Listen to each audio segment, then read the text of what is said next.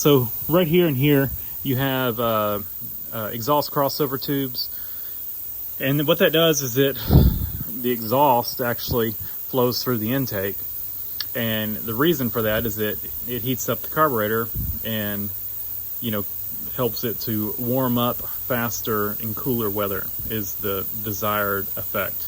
Now, here in Texas, and especially the southern part of Texas, it's hot, and it's always hot, and it rarely is cold.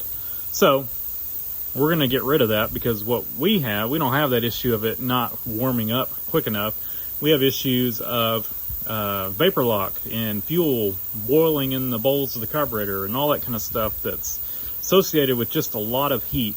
And we're going with a aluminum intake manifold, and that's going to absorb heat from the heads better anyway than it would, you know, with a cast iron intake. So, you know, I feel like it's going to run warmer anyway, which you could say that, well, it's a better heat sink to get rid of heat, but it's also going to absorb heat more. But anyway, that being said, let me show y'all what I did. So took a aluminum license plate, forget what state it was, but it wasn't Texas, and cut out 2 plugs. It's actually pretty thick aluminum. I'll show y'all in a minute. And on the intake side, I just put some foil tape. This is the intake side of both of them. So this side will go against the head. We're going to put some orange, high temp orange RTV on here, and this side as well. And we're blocking off that exhaust crossover. And yeah, and I'll show y'all. We're drawing push rods. Where is that? That is right under my nose. So pretty thick aluminum. I don't think it's going to burn through or anything. I think it was Idaho, if I remember right. But it is aluminum, and so it should do well. I just traced the outline of the gasket, cut it big, and then just started trimming. And this one I just trimmed a little too much on it, so wanted as tight a fit as possible. So I think that'll work really well. Decided to clean up the valve covers a little bit and paint them.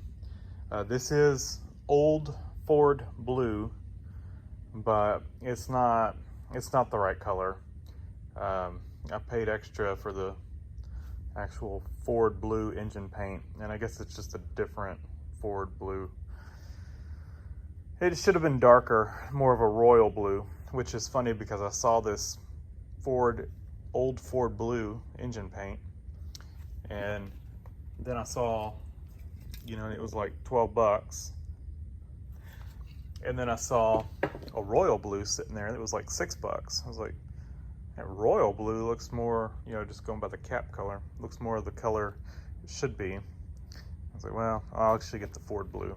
So these valve covers are pretty rough, and those runs, those were there, and I didn't sand them out. There was runs all in these things from the factory, so we just left the runs. And let's see if they've been sitting long enough that we can pull the tape off. I didn't go crazy with the masking of this stuff, so we may have some old paint showing through. I don't know, but tried to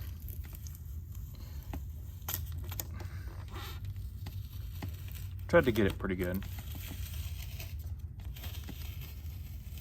I think that's pretty good. I don't really see any of the other color shining through. Only right there, but I mean, what was I supposed to do there? It's just a sticker torn. Maybe a little bit on top. But not too bad for a sticker that wasn't completely, didn't have great edges. And then this one actually is in really rough shape with the pitting from rust on it. So yeah, it is what it is, but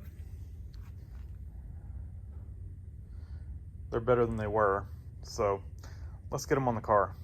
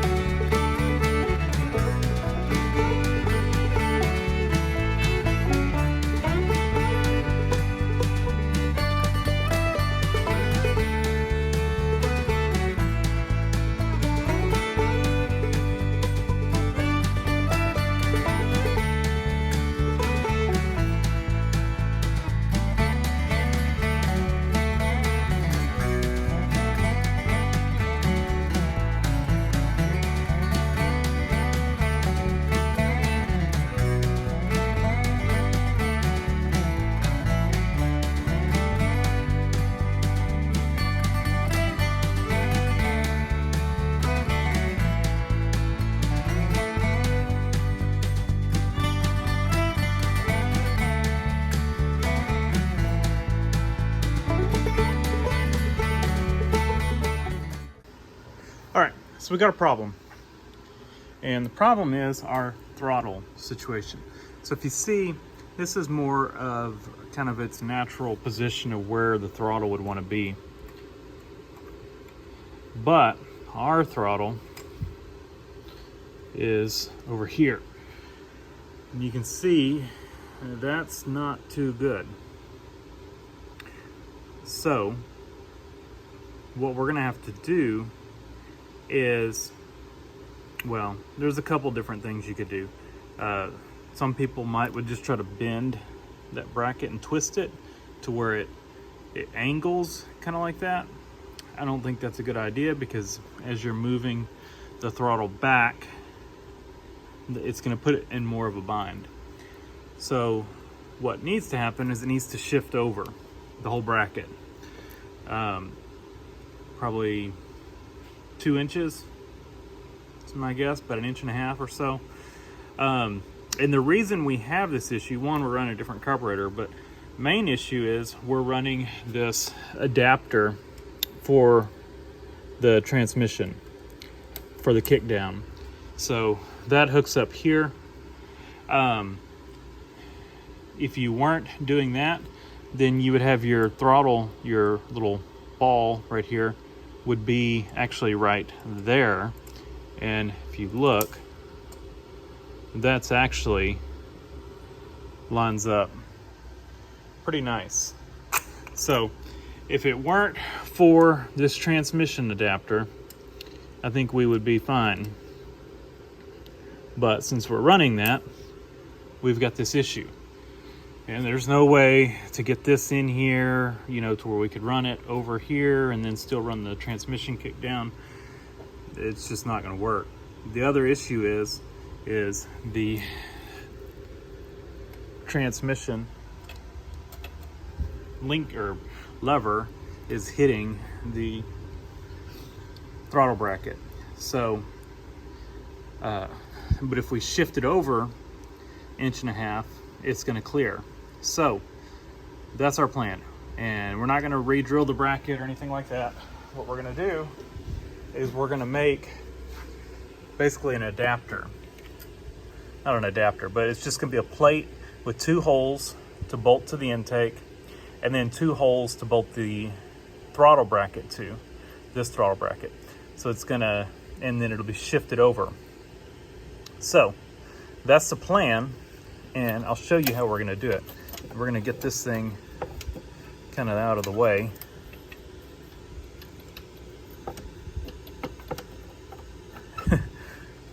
And we'll work from the other side, I think. But we're gonna unbolt this, and we're gonna do some CAD design. And by CAD design, I mean cardboard aided design. So I'll trim this up so that it goes in there, or we'll figure it out somehow. But basically, we're gonna poke 2 holes in it, and we'll just start these 2 bolts in it. And that way, we'll have our intake side done, where it's gonna bolt to the intake. And then we'll just get this bracket where it wants to be. We'll, you know, tweak it or move it around to where, you know, it hooks up to the throttle, and it's a straight pull. And then we will mark that position on the cardboard. Then we'll take and we'll punch holes in those marks. So we've got 4 holes to transfer to a piece of flat metal that we will, you know, cut and trim and drill to fit. Now, we're running a 1/4 inch spacer, and the throttle bracket itself actually seems a little bit low. So this all works to our advantage, that not only are we shifting it out, but our bracket will space it up about a 1/4 inch to kind of, you know, make it even more in line and line up and work even better.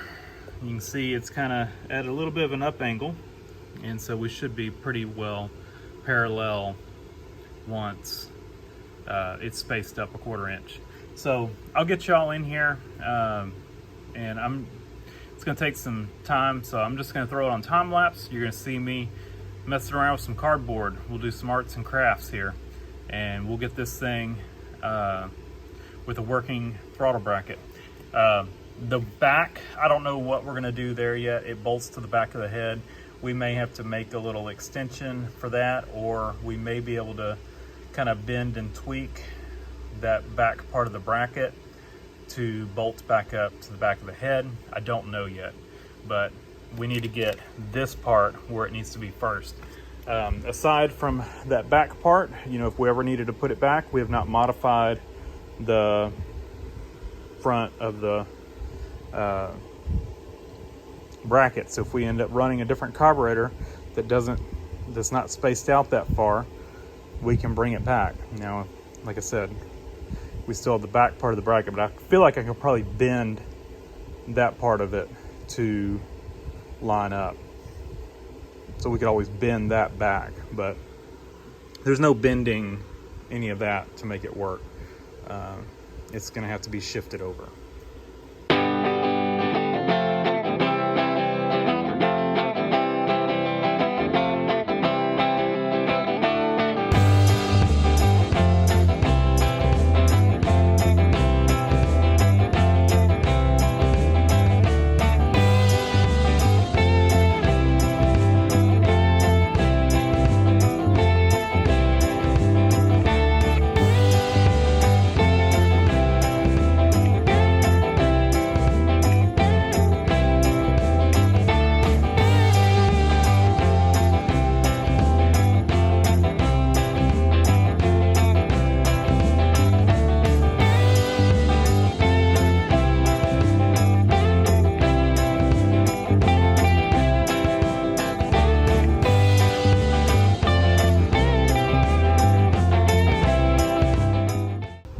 All right, here's our bracket. It's not pretty, but it's gonna be under other brackets. So I mean, it's just a piece of flat steel, 1/4 inch flat steel. And what we're gonna do is it will bolt through one of the existing holes. I gotta figure out which side is which. I don't know. But it will, it'll bolt through the manifold and the bracket, the outer bracket. We moved it over basically one bolt hole, and that seemed to be perfect. So we're reusing one bolt hole that will go through the intake and through the bracket, one that's gonna go just through the bracket, and then the bracket to the adapter, whatever. Yeah, it'll make sense once I get on there, if it doesn't make sense now. But we're gonna test fit it, and if it all fits, then we'll throw some kind of coat of paint on it. I don't know what color, probably black, maybe silver, maybe blue, who knows. But I'll have some kind of paint on it, and then once it's dry, we'll do the final install. And just to make it easy, I undid the cruise control. That thing was just cumbersome. It's gonna go back on there, but I didn't need it on there to, you know, figure this out. We were dealing just with the throttle bracket.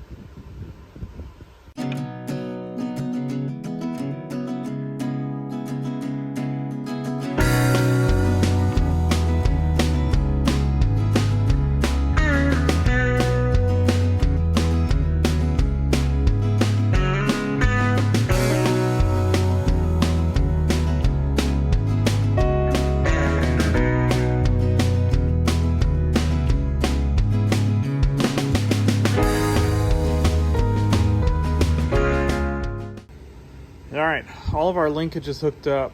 I'm not too thrilled with this kit. It's okay, but I think they could have done better with the bracket. You know, if they're building this kit for their carburetor, I think they could have done a little better than this. It's functional, but it's definitely cheap, and I don't like it. It stands out like a sore thumb. But I guess it'll stay. If it really bothers me, I'll probably make a bracket that'll bolt here and come up and attach a spring. I don't like the spring too much either. It's much bigger than it needs to be. You know, if you look, all it's doing is it's keeping that's as much movement as this thing has. So probably need to bend, yeah. Trying to keep this out of the way of the throttle linkage so the throttle doesn't rub on it. There we go.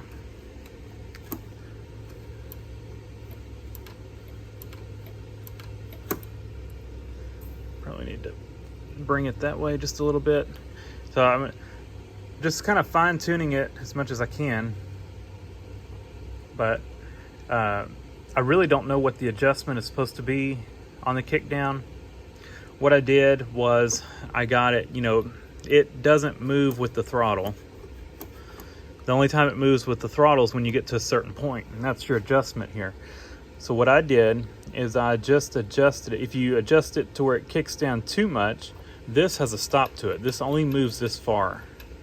So if you get this screwed out too far, it'll limit your full throttle. You know, the kick down will bottom out. So what I did was I went full throttle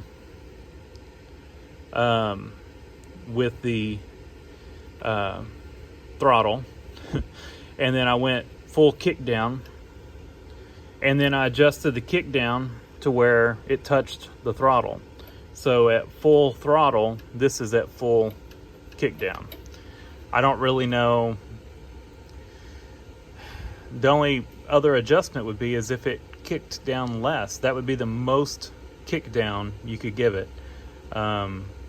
So we'll see how that goes. If it kicks down too soon, we can adjust it back, but we wouldn't get full travel with the kick down. You know, that's the only way to get full travel with the kick down and still get full throttle, if that makes sense. So that's what we've got. I'm happy with my throttle bracket. It turned out really good, in my opinion. Of course, I made it, so I'm entitled to my opinion of it. And I just bent the back bracket on the cruise control. I was able to tweak that bracket and kind of bend it around to get it to where it would bolt up. So didn't have to do anything there other than bend the bracket. And if we end up with original intake or whatever, different carburetor, and we need to move that over, we can bend that bracket back and we can take our little bracket that we made off. So it's reversible. I don't know what air cleaner I'm going to run on it. I'm going to need to measure hood clearance. I did not like this fuel hose routing. You know, I didn't like that. So I bought genuine Edelbrock fuel line kit, part number 8126 with the 3/8 barb fitting. And that's what we ended up with, and I'm still not super happy with it. I don't like that bend right there. I may mess with the metal fuel line a little bit more. I also feel like I need to find a smaller fitting or a smaller fuel filter for right there. I don't like that large can style.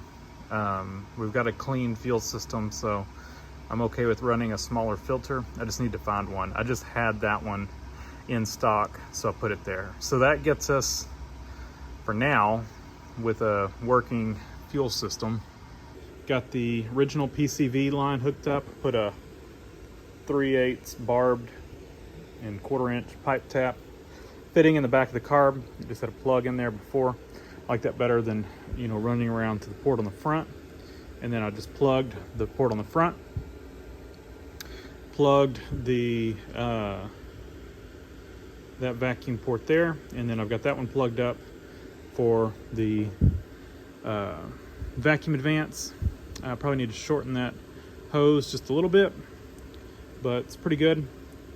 And we're gonna need to work out our vacuum stuff back here for the cruise control, AC and headlights, and then the vacuum tanks.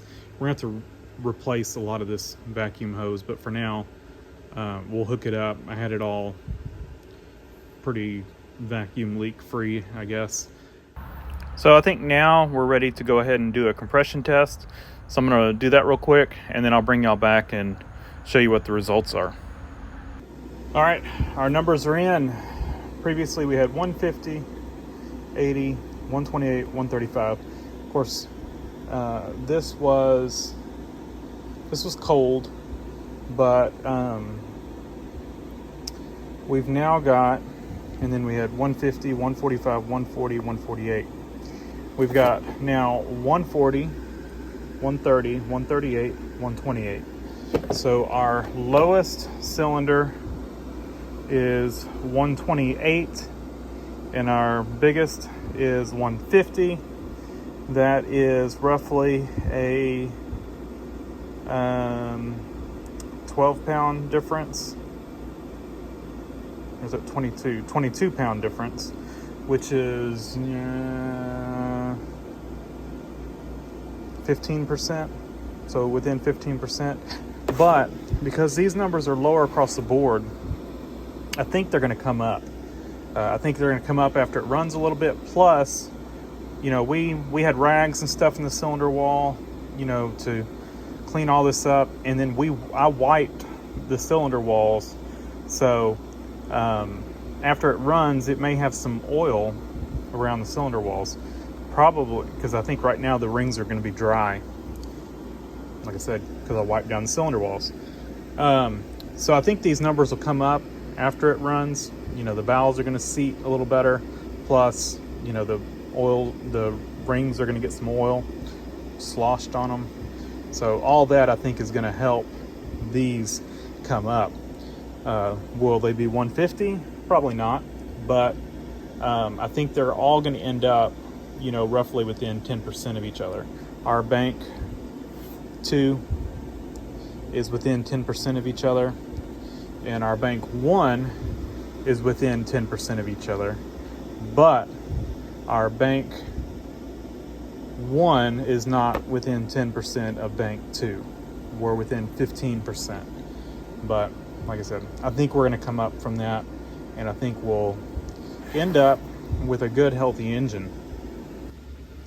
All right, so we are close to being done. We still got to put the distributor cap, plug wires, plugs. I've got all the coolant stuff wrapped up. I've hooked up the exhaust while I had it jacked up to do the exhaust. Went ahead and I put the blower motor in it, and I put this inner fender, bolted it back up because I had to have it jacked up to get it out. So I've done all that. Still got a brace right here. I went ahead and cleaned up this firewall. It's got a lot of rust in the cowl area, and so I kind of cleaned up the rust a little bit, just kind of brushed it and cleaned it and treated it, and then heavy metal primer, Rust-Oleum heavy metal primer with the top coat of black Rust-Oleum, and then a coat of undercoating on it. And it's still drying. You can see it's still tacky in places, but I think that's gonna help this thing survive, at least for now. And then if at any point we pull the engine, we'll pull this heater box and all that stuff off and address the firewall, but there's really no addressing it without removing that heater box, and it'd be really difficult to do with the engine in it. So I will take these little panels off here, and if I haven't even looked in here, but if I can get in there and treat it any better, I'll do that as well from the inside. I don't know if I can or not. I need to go in there anyway to look at the wiper bushings, because the wipers are so sloppy on this thing. They won't park all the way, and I got to figure something else on the wipers, or the hood or something, because these things are hidden once they park, but they will not hide. There's something going on. I don't know if you can see right there. That's where the wiper has rubbed into the hood trim, because I'm thinking these pads are worn down and they just need to be adjusted up. I think the hood's sitting too far down in the back, so we'll try that. But we are close to getting this thing to run, but I think we're gonna do that in a separate video. I will show y'all once I get the plugs and plug wires, all that stuff in it. Or actually, maybe I'll do that next video, because we're probably getting pretty long here. But I'll show y'all that, and we'll see how this thing will run. I'm not too happy with my fuel system still, so I've got some options there.